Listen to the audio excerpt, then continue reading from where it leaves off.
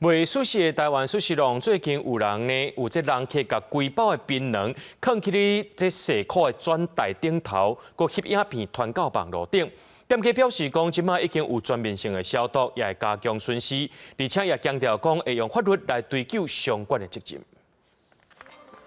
这查甫人甲规包槟榔放伫寿司店的回转台顶，佮拿笑拿翕影片传到社群媒体，引起大阵的民众闹话干骂。台湾寿司郎特别发出声明，讲这个人客行为引发餐饮卫生的记录，严重影响到因的名誉，已经委托律师采取法律行动追究责任。我们业主这边其实是对于食品安全的卫生是非常重视的，目前公司这边是打算会对他提起民事诉讼，要求偿。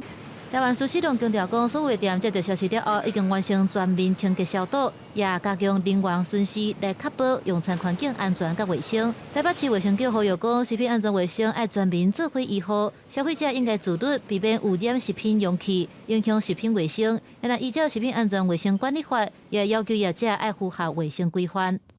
消费者如有不恰当行为可能影响饮食卫生时，应予以规劝。餐饮业者要求从业人员、作业场所、设施设备卫生管理及其品保制度，均应符合食品良好卫生规范准则之规定。如果说他本身有一些疾病的话，他手就是他身体都接触到那个槟榔，然后放在我们的回转寿司盘子，然后他可能会间接的污染到其他食物。今年6月，也有女大学生甲家己4支卡的宠物放伫寿司郎的披萨顶面翕相，随后已经向业者回失礼。不过，台湾寿司郎表示，已经提起民事诉讼，目的是咧强调食品安全甲用餐环境规范配合的重要性。那日本寿司郎去年也发生过高中生钱导游干那的事件，当时业者也向高中生提告，并且求赔偿。记者综合报道。